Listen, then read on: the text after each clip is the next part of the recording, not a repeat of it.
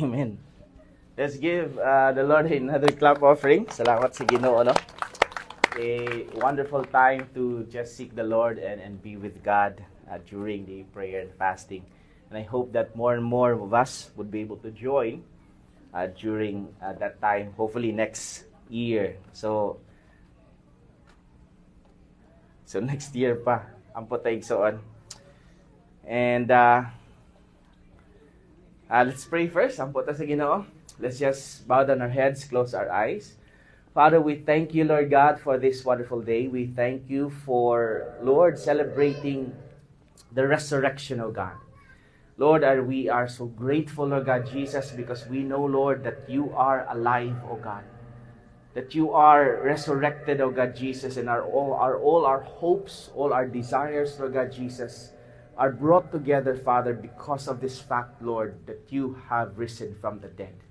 Lord, we thank you, Lord God, Jesus, and Lord, we thank you for ministering, and even today, as we listen to your message, may you speak to each and every one of us, and allow your power to move upon our lives. Father, we thank you, we give you glory, honor, and praise in Jesus' name. Amen. Amen. Good morning. All right. Now, we somehow celebrate Resurrection Sunday igsoon as I do believe is the most important celebrations that we would be able to do as Christians, right? Siguro mas importante pa sa Christmas igsoon, I do believe that it is the resurrection of the Lord Jesus Christ. That is the most important event that we would be able to celebrate in our lives. It is the resurrection of Jesus. And we ask the question, why is that? Why is it important para sa ato na Kristohanon igsoon to celebrate and remember the resurrection of Jesus? As someone would say, ingon niya, without Christ's resurrection, everything else we believe in, Christianity, falls away. John MacArthur said, if Christ was not raised, his death was in vain. Your faith in him would be pointless, and your sins would still be counted against you with no hope of spiritual life. And that is why we believe that the resurrection of Jesus somehow gives us the feel of hope and salvation, that now our sins are forgiven. Now we have hope beyond the dead because of the resurrection of Jesus. And everything we believe in as Christians igsoon has that hold upon our lives and upon our hearts. It gives us that excitement that at the end of all our struggles, pain, and hardship in this world, there is still victory in the end. That we still triumph because of Jesus Christ. I don't know about you, igsoon, but for me, it always gives me that strength and hope nga kabaluta nga bisan pa man sa mga pagsulay sa kinabuhi, sa mga kalisod sa kinabuhi igsoon, naagay paglaom sa katapusan. And that fact as well gives us that heart to believe that the Lord will always be there for us no matter what. Have you ever been there, igsoon? That somehow with all your struggles and your adversity in life, you will be able to feel relief and victory? With all your prayer requests to God that is now finally answered, di ba? There is just this unexplainable joy nga. Grabe yung bugat kaayo, but then there's just this peace that transcends all understanding, that you don't understand, but you feel this weight of joy and peace upon your heart. And that's because of the resurrection of Jesus Christ. A wife prayed to God, and siya nga, Dear God, I wish you could make my husband pay more attention to me. Protect me, take me out, have fun with me, sleep close to me at night, and keeps focus only on me. I wish he could be more caring, even I get the smallest scratches. God answered his prayers and said, God turned her into a smartphone.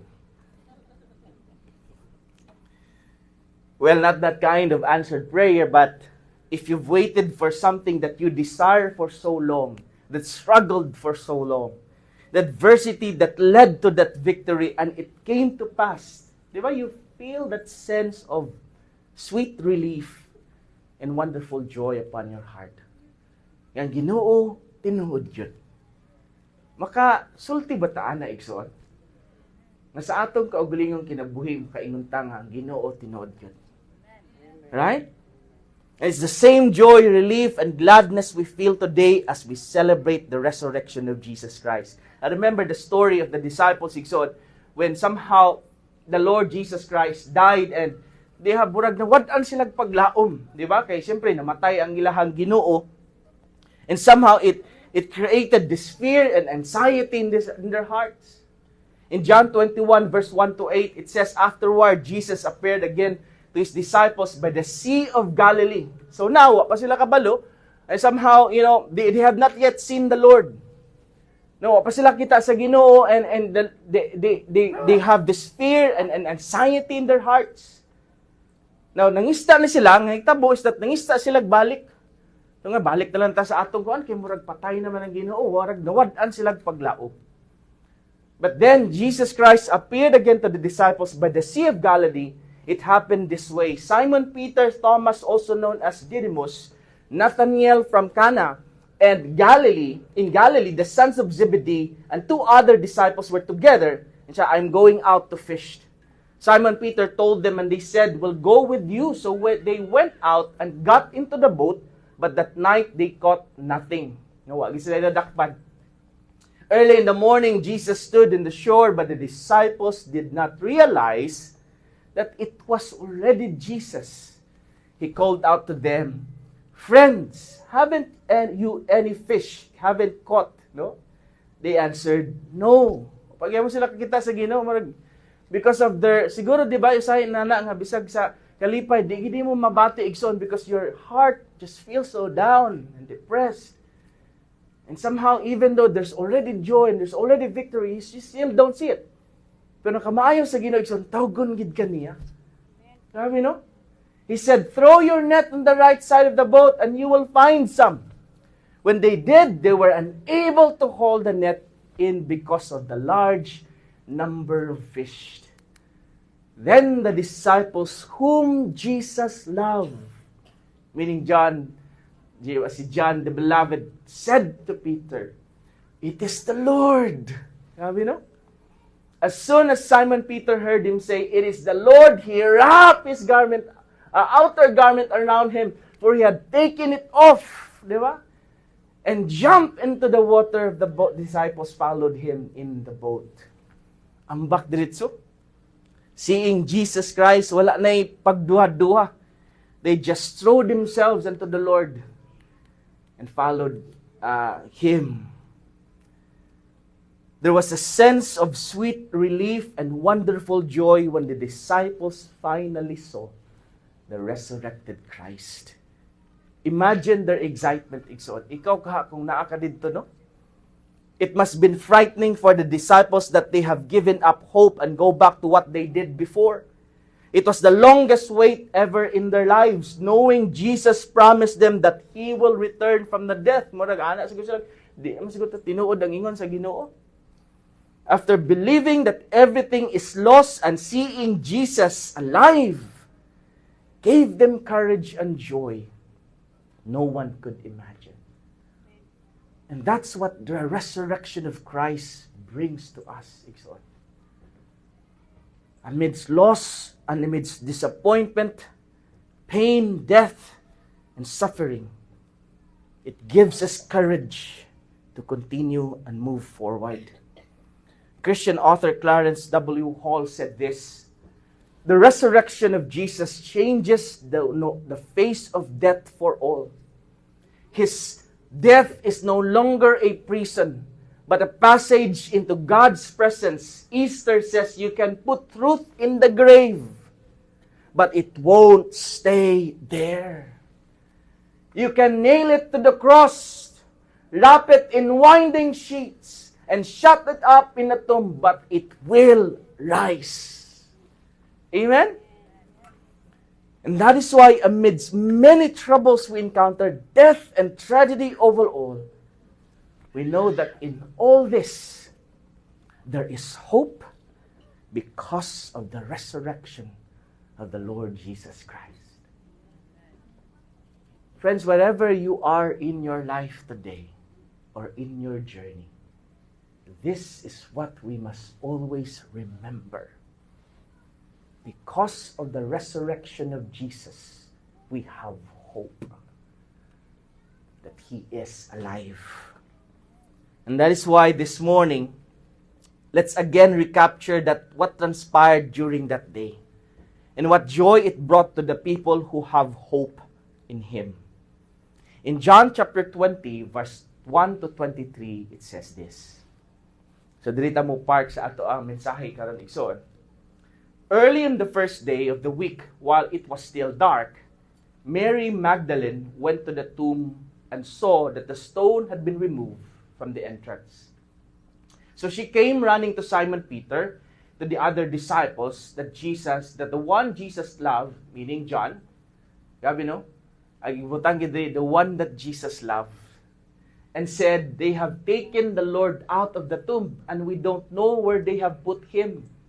In other words, instead of going towards resurrection or celebrating resurrection, what they saw was somehow disappointment and worry and anxiety because Jesus was stolen. And they felt nga murag, grabe no? So Peter and the other disciples started for the tomb. Both were running, but the other disciple outran Peter and reached the tomb first. He bent over and looked in the strips of linen lying there, but did not go in. Then Simon Peter came along behind him and went straight into the tomb. He saw the strips of linen lying there, as well as the cloth that had been wrapped around Jesus' head. The cloth was still lying in its place, separate from the linen. Finally, the other disciple who had reached the tomb first also went inside. He saw and believed. Di ba nga, gikawat gid ang Ginoo day. They still did not understand from Scripture that Jesus had to rise from the dead. It's maybe because, they had lost all hope. Maybe because they were anxious enough and feared that what Jesus Christ has said to them wasn't true anymore. And then the disciples went back where they were staying. Di ba na? Wadan sila paglaom migsoon. Now Mary stood, but Mary was different. Mary stood outside of the tomb crying. Hilak siya. She wept. She bent over to look into the tomb and saw two angels in white, seated where Jesus' body had been, and one at the head of the other and the foot. They asked her, "Woman, why are you crying?" Sa ngano hilak man ka? "They have taken my Lord away," she said, "and I don't know where they have put Him." At this, she turned around and saw Jesus standing there, but she did not realize that it was already Jesus. He asked her, "Woman, why are you crying? Who it is that you are looking for?" Thinking he was the gardener, naalaan pag gardener si Jesus, no? She said, "Sir, if you have carried Him away, tell me where you have put Him, and I will get Him." Grabe ang longing ni Mary, di ba? Jesus said to her, "Mary." She turned toward Him and cried out in Aramaic, "Rabboni," which means teacher. Grabe, no? Katong wa pa siya gitawag sa Ginoo igsoon, di niya madungog o di niya makita kinsa Ginoo. But sa kabuutan sa Ginoo igsoon, He called her name and said, "Mary." Immediately, she knew it was the Lord. At first, she didn't recognize Jesus, but when Jesus called her by name, it was the sweetest thing she ever felt. Every anxiety, every worry and grief that she felt that time, everything just goes away. I don't know sa imo igsoon, pero pinakalami na feeling na tawgon ka sa Ginoo. That you know that the Lord knows your name. Di ba? Marabitaw, Lord, kailan di ka sa ako, Lord? And God knows us by name, igsoon. God knows your name. Mary was overwhelmed with joy seeing the Master was alive. He held on to Jesus tightly, crying with joy in her heart that Jesus is near. Isn't that still the same that we feel when we seek for God? Lord, it is you, Lord. And you just won't let go. Di ba? Pag magunitan na ni mong Ginoo, igsoon, you just can't let go. But Jesus gently said this to her. He said, don't hold me onto me, for I have not yet ascended to the Father. Because he needs to ascend to the Father. And he has a lot of things to do yet. But I think he gave Mary a little bit time to just hug the Lord. Diba? And hold the Lord. And he said to him, to her, go instead to my brothers and tell them that I'm ascending to my Father and your Father, to my God and your God. Mary Magdalene went to disciples with news and said, I have seen the Lord. And she told them that he had said these things to her. Mary left the cemetery with great joy and gladness in heart, running excitedly, bringing the good news to his brothers that the Lord is alive. I have seen the Lord. Knowing what this meant, friends, would bring you unexplainable joy and overwhelming excitement. Di ba? Nakabalo ka ng Ginoo buhi. And first thing that we learn about this is that the resurrection isn't just something from the past. It's reality, and it's a reality that's personal and alive today. Mary said, I have seen the Lord. That proclamation was not a confession of the whole church, a confession that was not repeated, but a personal, first-hand experience with God. This is what's important, Igsoon. With my own eyes, she said, I have seen the Lord. With my own hands, I have touched the Lord. Mary personally experienced Resurrection Sunday. It was her personal testimony of her experience of the living God.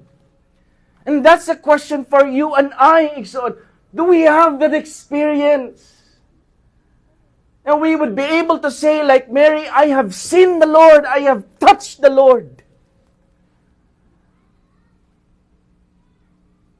And that message is as well for all of us today. You see, it's not just something that we celebrate together. It's not just something that, we go onto the beach and do this and do that. But it is something we celebrate personally. When Jesus called Mary by name, diba? It was very personal. When Jesus called Mary her name, she knew immediately that it was the Lord. You know why? Because she knew personally the Lord. Amen? Kung kita kahatawgon sa Ginoo, Igsoon, makadungog kahata.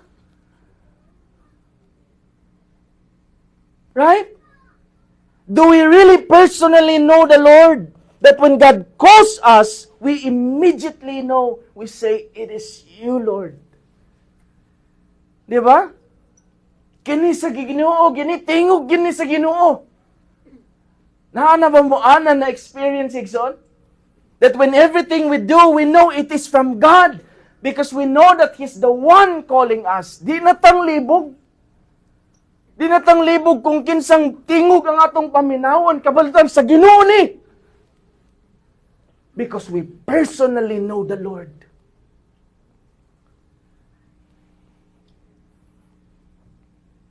The question is, do we know Him personally? Right? It's like amidst of all the troubles, that is happening around you, you know whose voice you're going to listen and hear. Because you know it's the voice of the Lord. At times you feel like you're lost and no one hears you. You know that the Lord can call your name. Amen, Igsoon? King David put it this way, siya, where can I go from your Spirit, Lord? Where can I flee from your presence? If I go up to the heavens, you are there. If I make bed in the depths, you are there. If I rise on the wings of dawn, you are there. If I settle on the far side of the sea, you're there. Even in your hand will guide me. Your hand will hold me fast. And that assures us, Igsoon, that the Lord is always with us. That amidst our trouble, that amidst our pain and our hardship, amidst the things that you go through, the Lord's hand will always reach you. They will always call your name. Because He loves you with all of His heart. Nawa ka gipasagdan sa Ginoo, Igsoon. And that is why the resurrection is not just something that happened before. It is something that we experience today. We carry the resurrection with us. We live the resurrection every day. It doesn't matter whether we believe the resurrection. What matters is, do we live the resurrection over our lives? You see, brethren, we may understand the theology beyond the resurrection, study all the book of the resurrection, but if the resurrection does not change us, if it does not give us life, then the resurrection would be meaningless. Has the resurrection made a difference in our lives, our character, our behavior? Has the resurrection changed us? That it's no longer celebration. It's no longer just gathering.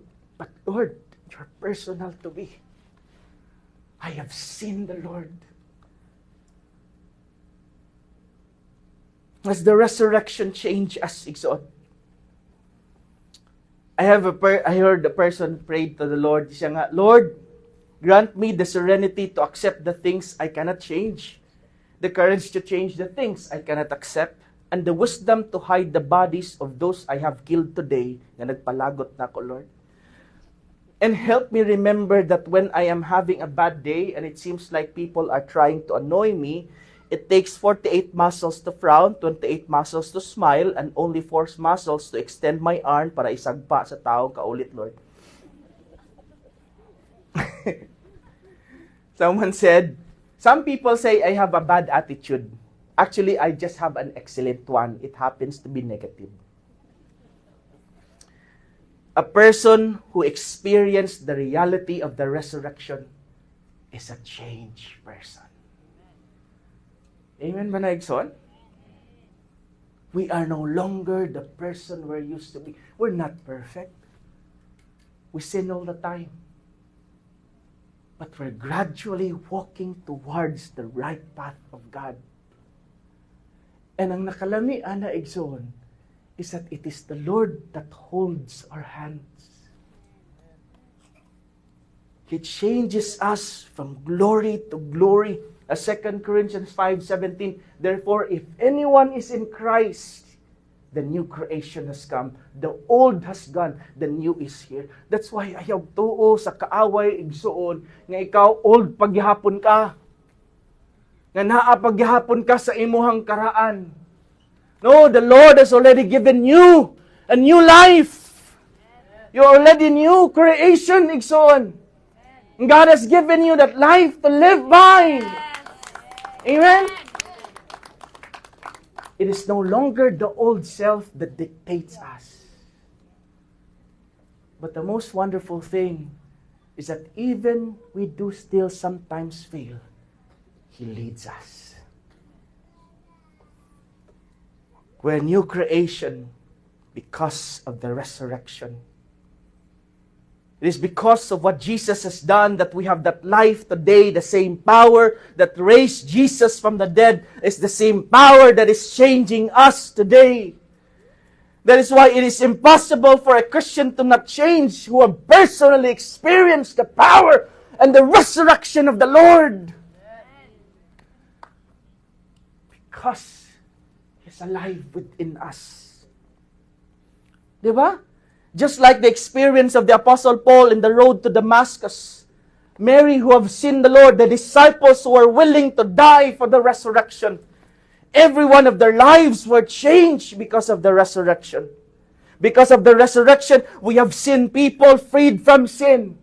Freed from anxiety, worry, and fear. We have seen people freed from addiction, from drunkenness, from gambling, from pornography, and immorality.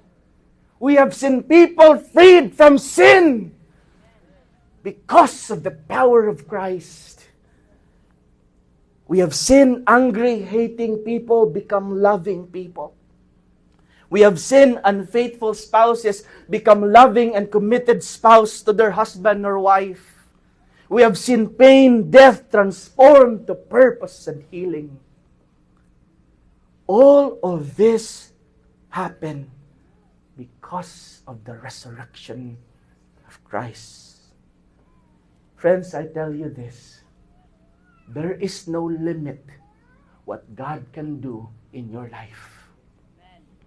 When He saves us, He changes us. He changes everything about us. We might do everything, but we always want to do right. Diba? That's the power of the resurrection. Sometimes, di nato gusto buhaton ng tama, but because of the power of the resurrection, He leads us to do what is right.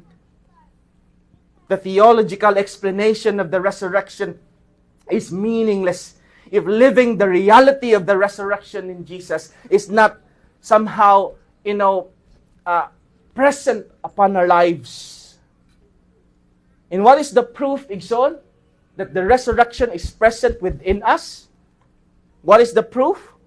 In John 14, verse 16 to 20 says this, "And I will ask the Father, and He will give you another advocate to help you and be with you forever. The Spirit of truth. The world cannot accept Him because it neither sees Him nor knows Him. But you know Him, for He lives with you and will be in you. I will not leave you as orphans. I will come to you. Before long, the world will not see me anymore, but you will see me because I live. You also live. On that day you will realize that I am in my Father, and you are in me, and I am in you." That's the proof of the resurrection, that we live with Jesus. We know He lives because He lives within us. That's why I may not have seen the Lord personally in my own eyes. But I know that deep in my heart, I can proclaim, I have seen the Lord. I have seen the Lord when I am trying to quit and cannot move on with life. I have seen the Lord when I was brought up from darkness to light. I have seen the Lord when I don't want to go through anymore. I have seen the Lord throughout my pain and struggles. I have seen the Lord. Because I personally experienced Christ. Oh yes, I can declare, Igsoon, I have seen the Lord. Can we really say, I have seen the Lord? Can we say it together? I have seen the Lord. Friends, our goal today is never to argue the evidence of the resurrection, for that has always been given. That no matter whether you believe it or not, I know Jesus deep in my heart. Jesus is risen. And that truth cannot change. But our goal, Igsoon, is that we become the evidence of the resurrection. Our lives are the living testimony of the resurrection of Jesus. And no theology can match that. Our lives as Christians should be the personal testimony that Jesus is alive. Friends, let's not just celebrate Holy Week or the Resurrection Sunday, but let's live the resurrection, the reality of today and forevermore. Second, mas paso na nato gamay so na. The resurrection is our hope beyond the grave. The resurrection is our hope beyond the grave. In John 20 verse 1, it says, early in the first day of the week, while it was still dark, Mary Magdalene went to the tomb. The celebration first started in the graveyard. It is a place where living in eventually ends up. Just like the funeral parlor who ends their letter not by sincerely yours, di ba? Kasi nga naman, respectfully yours. But they end their letter, eventually yours. And it's true. Eventually, all of us here today will die. We'll meet the undertaker because you and I are going to die. And that's the truth. And with every single day reports of death in the news, di ba? Sa sige nato kita, grabe karon igsoon. We see death everywhere. It is a reminder that death is always closing in. Ang kamatayon dili layo. Everyone dies. A woman was on her deathbed and she says to her husband, promise me that your next wife will never wear my clothes. The husband tried to comfort, shh. Okay, don't say that. First, be better, and soon, murag gamay siya sa imo. Salbayis, no? So, not that kind. Right? The Jewish psychiatrist said this, Dr. Erwin David Yalom, despite the staunchest, most venerable defenses, we can never completely subdue death anxiety. It is always there, lurking in some hidden ravine of the mind. That's why no matter what we do, friends, death is coming. As Ecclesiastes 3:2 says, there is a time to be born and a time to die. And we might even notice that death actually slows surely closing to us. Di ba? Nagkaduol na. Every time you look at yourself in the mirror, di ba? The messengers of death is telling you he's closing in.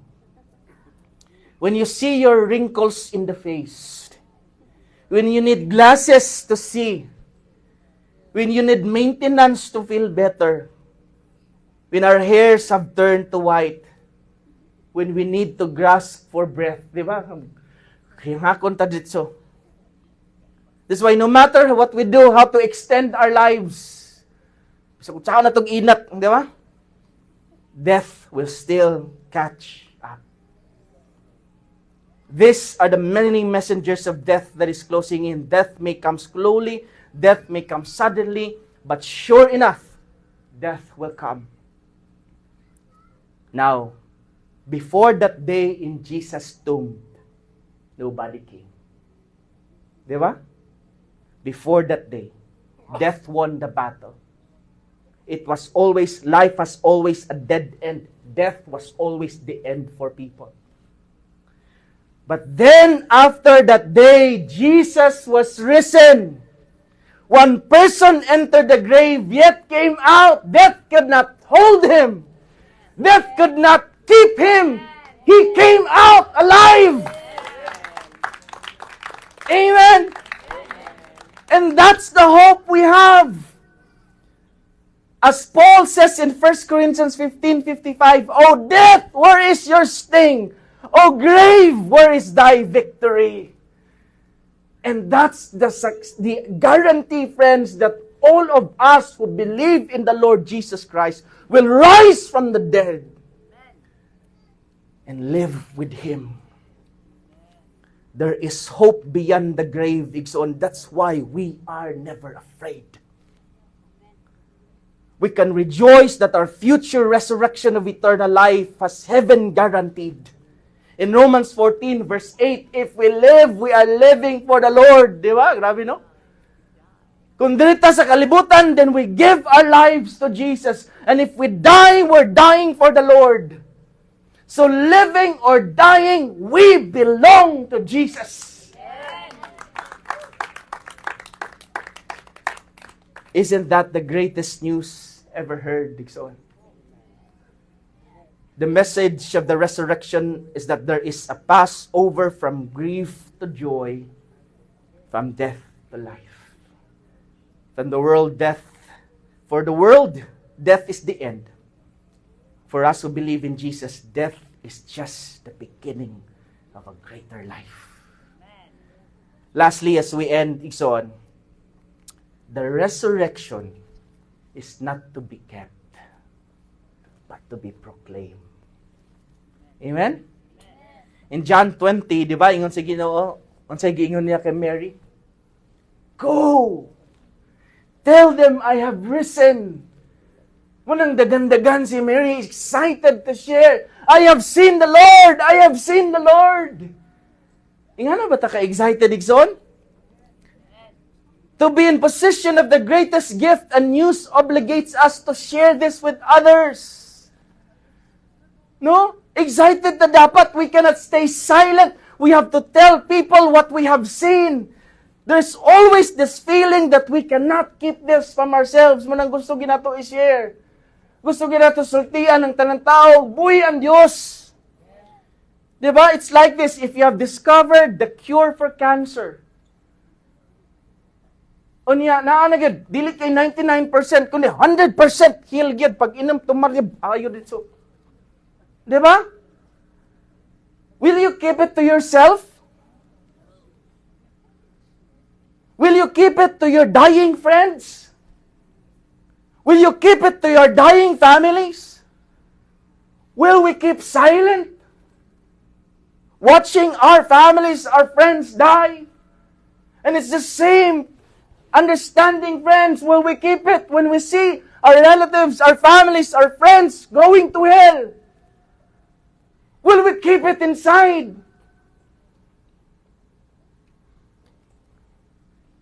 What's our responsibility?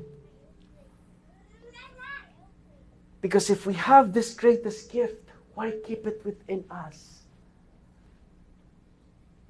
Munang sa ka-excited ni Mary, nagkadagba-dagma na to. And that's why the disciples, when Jesus was alive, when they have known that Jesus was risen from the dead, they turned the world upside down. And that's the reason why we have heard the gospel now. Apostle Paul gave us the answer of our responsibility. Ingon si Paul, I am obligated both to the Greeks and the non-Greeks, both to the wise and the foolish. That's why I am so eager to preach the gospel also to you who are in Rome. For I am not ashamed of the gospel, because it is the power of God that brings salvation to everyone who believes, first to the Jew, then to the Gentile. Grabe, no? Maulaw ba ta sa gihatag sa Ginoo? Are we ashamed of what the Lord has given us?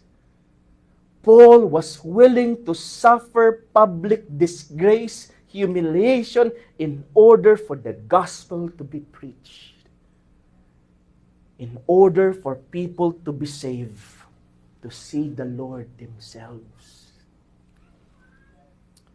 Friends, again, let's not just this be a celebration, but a burden.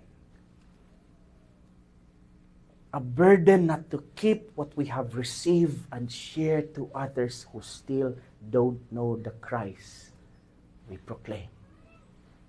As I have said, death is inevitable, Igsoon. Everyone dies one day. Will we still wait? Hulat pa ba tayo, Igsoon? Or we will proclaim it today. Amen? Jesus is alive, friends. And that's what we celebrate this morning. Can we just give the Lord a clap offering? Jesus is alive! Amen? Amen. Let's pray. Father, we thank you, Lord God, for this wonderful morning. We thank you, Lord Jesus, that you are alive, Lord God. You have risen, Jesus. And Lord, that is our hope of salvation. That is our hope for the future, O God. That, Lord, even death could not stop it, Lord God. Even death could not hold you back, Lord God. And that is a guarantee, Lord Jesus, that we will rise with you. That even beyond the grave, there is hope. And we are alive, Lord God. And Lord, let this also resurrection, O God, Father, not just be a history for us, not just something that we learn, but something that we live by, something that changes us, something that empowers us. No matter, Lord, our struggle, no matter our hardship, no matter our pain, Lord.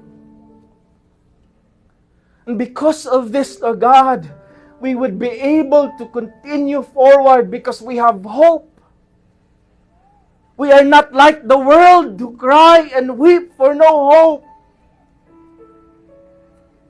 But we are like you, Jesus, who have risen from the dead, that we now have hope in you, Jesus. No matter what happens, Lord God, we will always be alive in you. And Lord, even, Lord God, Jesus, let this also be a reminder for all of us that we should not keep this from ourselves. That we should share this to others, the good news, oh God. We should share this to our families, to our friends, to our co-workers, to the people around us, Lord God, of the gift of salvation that we have received, Lord. The power of the resurrection, Lord God, that changes lives.